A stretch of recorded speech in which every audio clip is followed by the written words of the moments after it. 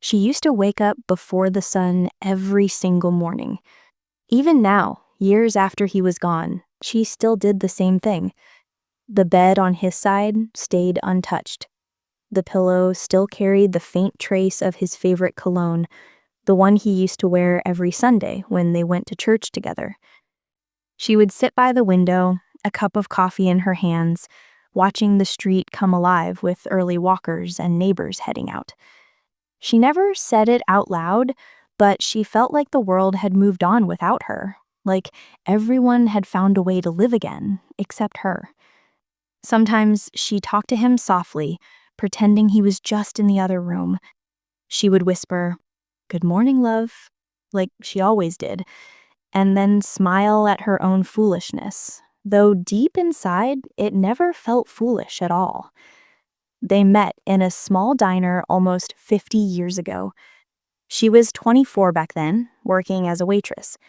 He was the quiet kind of man who noticed everything: how she wiped the same table twice when she was nervous, how she tied her hair up when she was thinking. He ordered the same coffee every day: black, no sugar, no cream. And one morning, he left a note under the cup. It said, "You look like someone who deserves to be seen." She kept that note all her life, folded inside a small Bible that she still kept on her nightstand. When he died, it wasn't sudden. It was slow, like a sunset fading minute by minute. She had months to say goodbye, but no amount of time could prepare her. When the silence finally came after he was gone, she started hearing all the small things that used to fill their home: the sound of the floor creaking under his feet, the hum of his favorite radio station, the soft laugh he made when she told him she'd burned the toast again. All those sounds now lived only. Their house was full of little reminders: his old baseball cap on the hook near the door, his reading glasses resting on the counter, the broken clock he'd promised to fix and never did. Sometimes she thought about throwing them away, starting over, maybe moving to her daughter's place in Denver. But she couldn't. The house felt alive because of him, and she was scared that if she left, she'd lose what was left of him, too. Every Thursday, she baked his favorite pie: apple with cinnamon crust, just the way he liked it. She didn't eat much of it. She just made it because it made the house smell like him again. It made her feel like he might walk in any moment with that same tired smile and say, "It smells like heaven in here." One evening, her neighbor, Emily, knocked on the door. She was a young woman with 2 kids, always rushing somewhere. She brought over a plate of cookies and asked if she wanted to join them for dinner. She said no, maybe next time. After Emily left, she sat there thinking about how long it had been since she'd really talked to anyone. She wasn't lonely in the way people thought she was. She was lonely in a way that words couldn't reach. Because when you lose someone who was your whole world, the rest of the world starts to sound like background noise. That night, she took out the old photo albums, the ones with yellowed corners and fading colors. She ran her fingers over the pictures one by one: their wedding day, the road trip to Tennessee, the day their first grandchild was born. Each picture carried laughter and time, all the pieces of a life that once felt endless. She whispered to the photos like they could hear her, telling him about the little things that happened that day: how the bird's nest outside the window had fallen, or how she saw a couple walking hand in hand in the park. For a second, she envied them, and for another second, she felt grateful. As she closed the album, her eyes drifted to the window again, the moonlight spilling across the floor. She thought about how love doesn't really end. It just changes shape. It becomes air, becomes memory, becomes something that moves quietly beside you, even when no one else can see it. She smiled then, the kind of smile that comes after tears, the kind that feels like a prayer. The next morning, She woke up to the sound of rain, gentle and steady against the roof. It had been a long time since she really listened to the rain. He used to love mornings like this. He would say it made the coffee taste better and the world slower. She smiled at the memory and reached for her cardigan, the one he bought her for their 30th anniversary.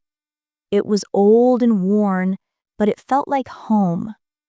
She walked to the porch and watched the rain fall across the garden, tiny drops resting on the rose petals he had planted years ago. The red ones were his favorite. He used to kneel right there in the dirt, his hands muddy and his smile wide, saying that love needed tending, just like roses did. She thought about that for a long while, standing there with the smell of wet earth and the sound of rain.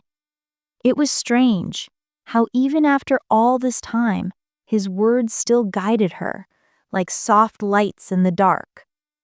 Later that week, she finally accepted Emily's invitation.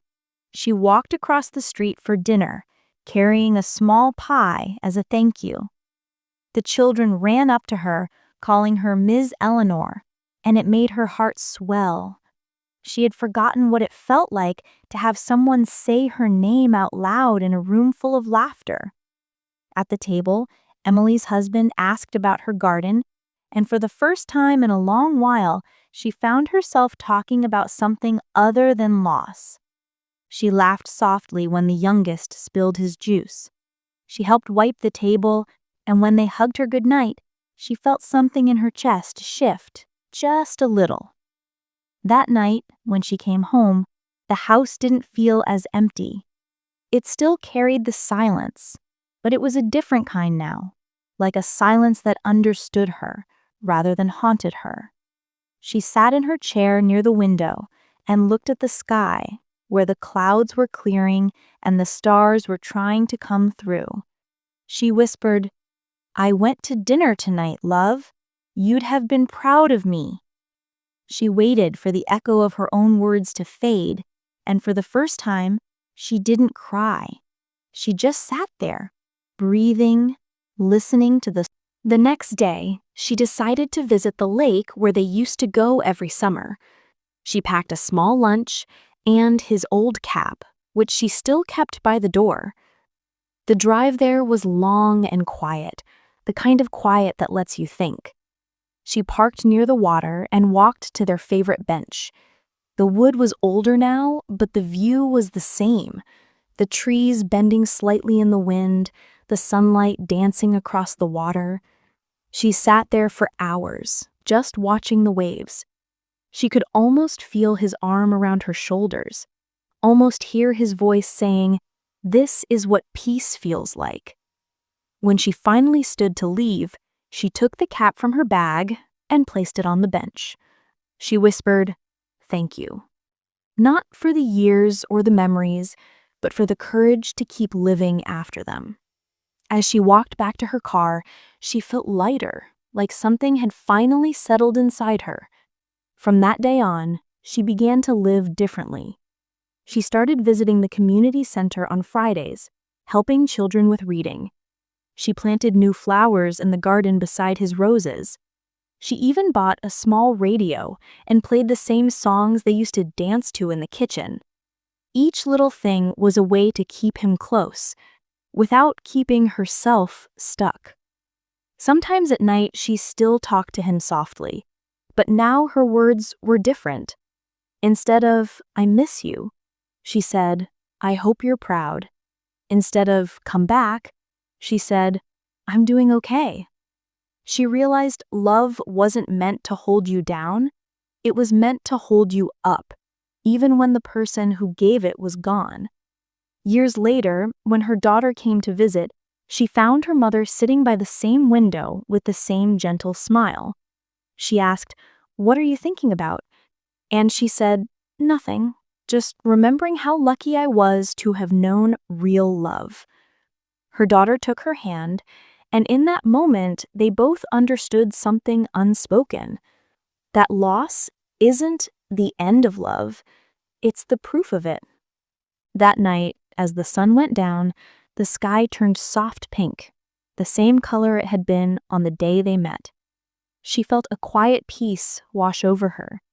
She closed her eyes and imagined him beside her. The smell of coffee, the sound of rain, the warmth of his hand in hers. She whispered, "Good night, love."